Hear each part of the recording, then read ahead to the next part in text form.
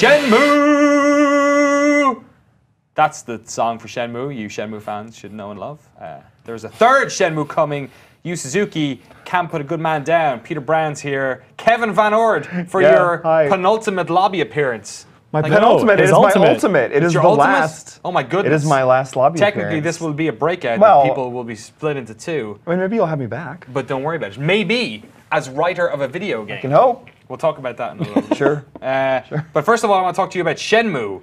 Shenmue 3 kickstarted $6.2 million, making it the highest supported Kickstarter in the video game space. It's in the top 5, I think, otherwise. 69,000 people decided to throw money at this. I was one of them, and I don't know why. I got caught up in the moment. I did too. You did too? Because, you want to know why? Yeah. Because I wanted the physical PS4 version, and they're not guaranteeing it's going to come out outside of the Kickstarter in a physical way. How much PS4. was that? What? It's only $60. Oh God, I only gave them 25.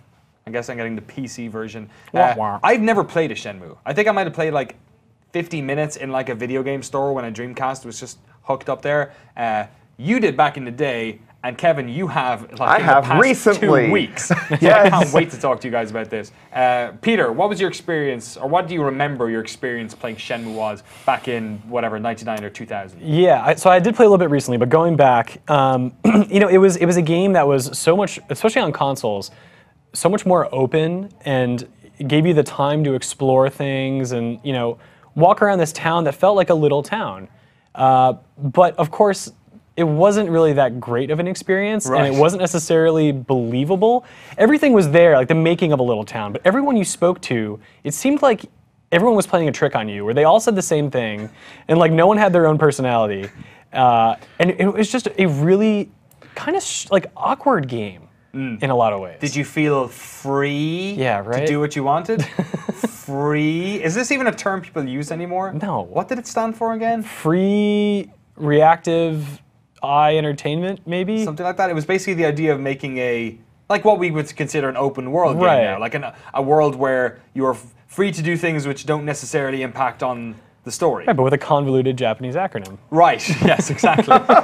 So what is the sort of moment-to-moment play in this game? Because I know you obviously had to like have your job, and then you're also like trying to find the quest, and you're like talking to people, lots of conversations, lots of QuickTime events. What were you doing moment-to-moment in Shenmue, Peter? So you're doing a lot of investigating. So you go around, you talk to people who hopefully have information that will help you find the person who murdered your father. There's a lot of hope in that sentence there. Yeah. Everyone you talk to knows you, so you constantly hear, "Oh, hello, yo."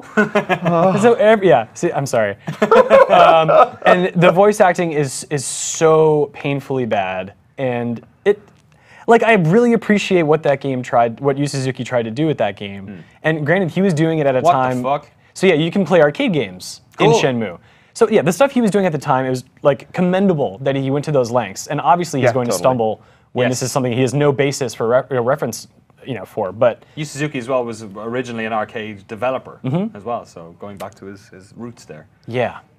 But yeah, you were saying like it was a sort of it was almost like breaking new ground, like the open world as it were was a whole new thing. So a lot of people say that they didn't use the voice acting, that they used the sort of Japanese stuff and had it translated. Did you have any experience of doing that, or had it subtitled rather? No, I never had a chance to play it that way. I wonder if they'll, the new one's been translated to a bunch of different languages as well. But first of all, before we talk about that Kickstarter, Kevin Van Ord, you went back and played like 2 weeks ago? I did. Shenmue is on that list of like games of shame. You know, like that list of games that you feel like you should have played and never did. Yes. So I started playing it, and it's quite an experience, I'll tell you.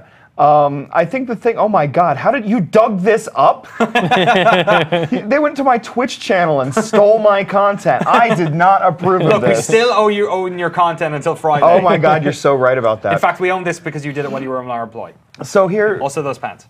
Oh, right. So here's me sitting in my home playing Shenmue. Thanks, guys. How are you playing this, first of all?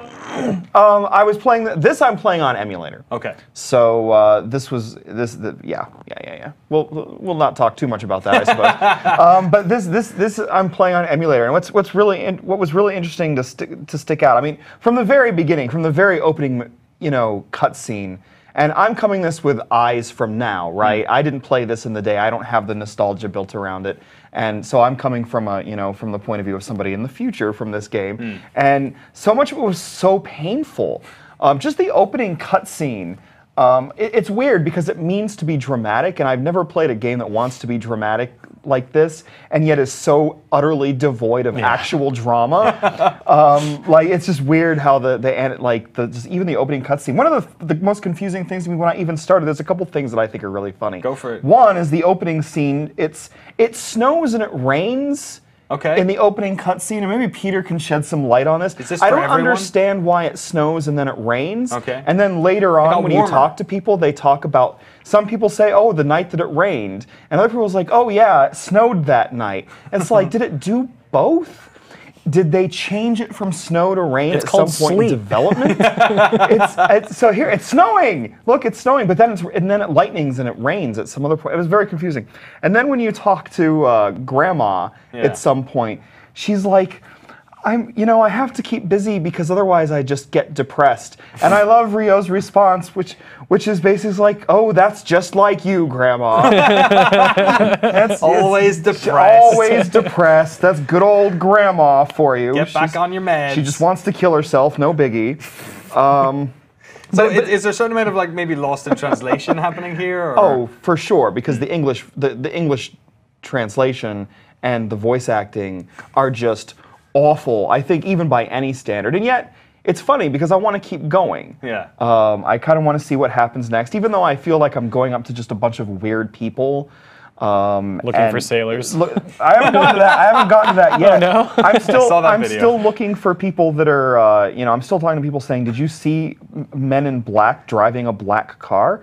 But then there are these special moments. It's like you go around, and one of the first scenes that you deal with, like when you go out into town, is there's this girl with a little box of kittens that you talk to. And then later on, if you talk to her again, you get the chance to name the kittens from like one of 5 different choices, and then the dialogue reacts to that. You actually call the kitten by name and that kind of stuff. Yeah. And that kind of thing was like basically just didn't happen in video games at that point. It's funny because it wasn't that many years before then Grand Theft Auto 3 existed and kind of changed this whole idea of open world cities forever. But on one hand, I admire it. On the other hand, I think it's ridiculous and not good.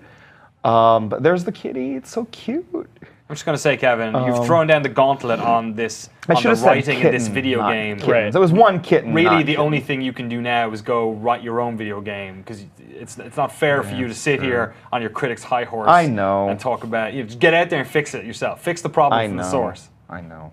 I'm a hypocrite. Are you going to keep playing it? I think so. Really? I'm kind of curious. If only it's How long is it? Did you it's finish it? long, right? I never it's finished super it, long, no. right? But it's interesting because That face. it's one of those things. That's unfortunate. Is that a turtle? Turn your head the other way, man. What are you? Can't. It's. The Ajichi. I feel like this is one of those games where your mind fills in the blank. You can like a lot of people overlook the dumb stuff because they see what this game could be. Like the game that this is in their mind is so incredible that it's sort of hard to escape that, and that's what sticks with us. It's like if you go back and play GTA 3.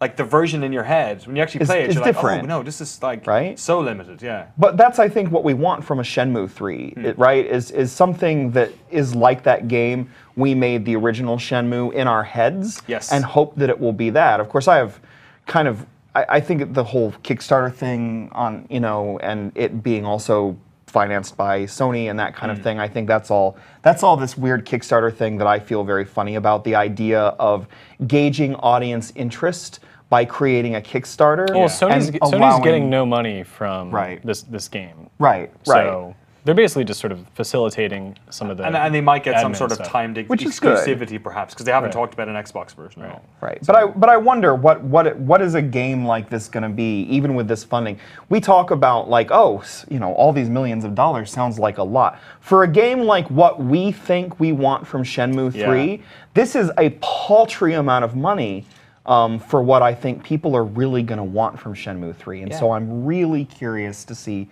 where this goes. And again, I'm always a little weirded out by the idea of Kickstarters that are used to gauge audience interest anyway, rather than as actual funding mechanisms for games that would have been funded for a game otherwise. Yeah, and so I don't know, mixed feelings there for me, but Yeah, $6.5 million, or was it 6.3? Which is nothing. No, which isn't I that mean, much. to be- It's yeah. even in terms of Shenmue games, because the original was what, 55 or 60 million? Yeah, but the until- problem there is that they originally developed it for the Sega Saturn, and they actually got pretty far into development before they had to scrap it and start over. Oh, really? Okay. Yeah. They had to start Yeah. from the start. Yeah, so we've got it here up on the screen. Some of the stretch goals that got hit, Shenmue 1 and 2 cinema shorts. We also have it in Italian, Dutch, French, Spanish, and Portuguese. So all of Europe, they're getting terrible voice acting, perhaps. A rapport system. I love when they do it by system. It's the weirdest way of thinking about game design, right? It's like, oh, we got enough money. We're going to put in the skill tree system and the rapport system. One of the extended goals was like 500K on top of whatever the last one was for improved ragdoll physics. Yeah. It's like you need $500,000 to have the characters flop around a little bit better. The question is that what you want the $500,000 to be going No. to? Yeah. Yes. No! They've also expanded various villages and battle systems, putting more development time into certain little towns and whatnot you can go to. Coming to PC and PS4 sometime in 2017, they're saying. I don't believe it. Are you looking, Maybe. you don't believe it? You don't believe we'll see it by 2017? No, but I'm looking forward to this game. I don't have high hopes for it, but I like that it exists, and I like that it's so odd, and that there is this ambition behind it. And even if it's not going to be realized perfectly the way it was imagined, it's just fun to see people experiment and try kind of wacky things that you didn't think would exist, right? I mean, we've been joking about this game coming for years, and here it is, and I'm not convinced any more than I was 4 years ago if I would have told you, no, they're not going to make it because no one really wants to play this game. I have a question. Is the screen tearing in R, is that just something that's on the monitor that I'm looking at? I'm just curious. We're not okay, sure. they're not sure. The jury's out. So I was sure. like, is that a giant screen tear in the game? If they hit Anyway, 7 sorry. million, they were going to get rid of screen tearing. Oh man. Yeah, it's part of it. I'd just take the ragdoll to go to like a consistent frame rate. It's I'd be Unreal fine with Engine, that. so you should just be able to kick around dead bodies, right? If we know anything about Gears of War. Yeah, that's how it works. I love kicking That's where around I dead build it, bodies, especially in Japan. And All right. sometimes even in games. Yes, Yeah. nice one. That's why we keep you on board. Yeah, I'm known for my funny. Yes. That dick joke that was on before we went live as well. Oh, that was pretty such a good good dick dick joke? It joke. was a really good dick joke. Oh man. You did. Yeah, it was real good. I made a dick joke? Yeah. When did I do that? You could do another one in a second if you Oh want. man. All right, stay tuned for more dick jokes. Peter Brown, Kevin Von Orr, thank you very much for talking about Shenmue.